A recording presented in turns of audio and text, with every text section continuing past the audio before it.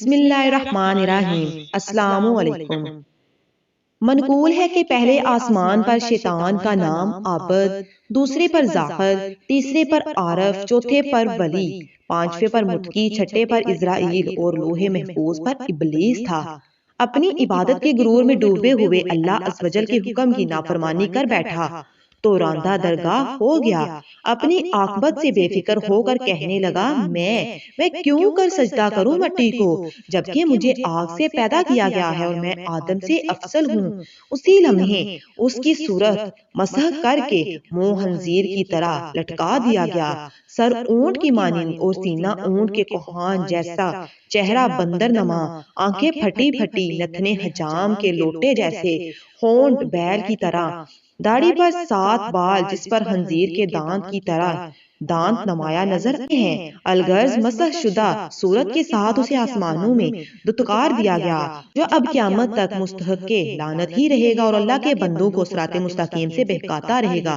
اور ناظرین، اس کا بہکانا کوئی عام بہکانا نہیں ہے، بلکہ جس پر حملہ آور ہوتا ہے اگر اس پر اللہ کی رحمت کا سایہ نہ ہو تو یہ اس شخص کو کافر و ملعون کر کے ہی قبر تک لے جاتا ہے۔ اس طرح کی ہزاروں مثالوں سے روایات بڑی بڑی ہیں۔ چنانچہ اسی طرح کی ایک عبرتناک حقائق یوں بیان کی جاتی ہے کہ 2 بھائی تھے، ان میں سے ایک بہت عابد اور دوسرا احد سے زیادہ فاسق اور فاجر تھا۔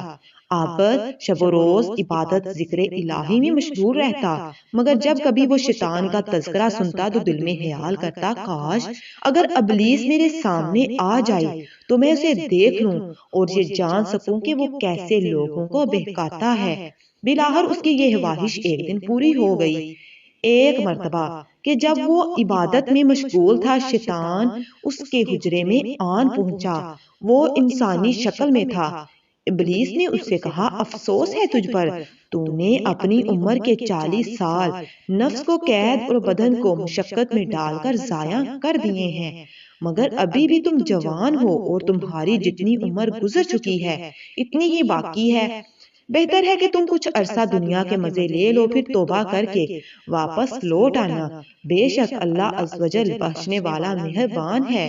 وہ شیطان کے بہکاوے میں آ گیا اور کہنے لگا میں کیوں نہ کچھ عرصہ اپنے بھائی کے ساتھ مل کر زندگی کے مزے لے لوں، پھر واپس لوٹ کر عبادت میں مصروف ہو جاؤں گا۔ چنانچہ اس نے عبادت اور ریاضت کو خیر آباد کہا اور اپنے بھائی کی طرف دل دیا۔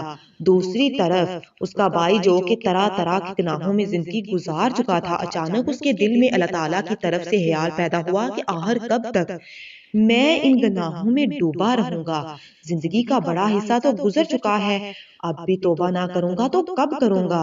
چنانچہ اس نے اللہ کی توفیق سے گناہوں سے توبہ کی اور سوچا اپنی بھائی کی طرف جاتا ہوں، اس سے علم دین سیکھنا شروع کرتا ہوں۔ یہی سوچ لیے وہ اپنی بھائی کی طرف چل دیا۔ دونوں بھائی ایک ہی مکان کے بالائی اور زیری حصے پر رہتے تھے۔ یہ دونوں ابھی سیڑھیوں پر ہی تھے کہ ایک کا پاؤں پھسلا اور اتفاق سے وہ دوسرے پر جا گرا۔ فوراً حضرت اسرائیل علیہ السلام کو حکم ہوا کہ دونوں کی روح قبض کر لی جائے۔ چنانچہ دونوں کی موت ایک ہی وقت واقع ہو گئی۔ علماء کرام لکھتے ہیں کہ وہ شخص جو ساری زندگی عبادت اور ریاضت میں مشغول رہا، مگر شیطان کے بہکاوے میں آ کر نفس کا طالب ہوا، بے شک اس نے ابھی ایک گناہ بھی عملاً نہ کیا تھا، مگر وہ گناہ کی طرف جا رہا تھا اور اسی حالت پر اس کی موت آ گئی تو جہنم کا حقدار ٹھہرے گا اور اس کا بھائی اس کے برعکس جنت کا حقدار ٹھہرے گا۔ اگرچہ اس نے ایک بھی نیک عمل ابھی نیکی کا نہ کیا تھا، مگر چونکہ وہ گناہوں کو ترک کر کے نیکی کے راستے پر چلنے کا پختہ ارادہ کر چکا تھا اور اسی پر اس کا خاتمہ ہو گیا تو اسے جنت کا حقدار ہی تصور کیا جائے گا۔ واللہ عالم۔ دوستو، یہی وجہ ہے کہ ہمیں شیطان مردود کے شر سے ہر وقت پناہ مانگنے کی تلقین کی گئی ہے۔ بے شک یہ انسان کا کھلا دشمن ہے۔ اس کو دوست رکھنے یا اس کو دیکھنے کی خواہش یا ہم کلام ہونے کی خواہش رکھنا ماں سوائے جہالت کے اور کچھ بھی نہیں۔ اللہ پاک ہمیں ہمیشہ اس کے شر سے محفوظ رکھے، آمین ثم آمین۔ مزید ایسی ویڈیوز کے لیے چینل کو لازمی سبسکرائب کریں۔ جزاک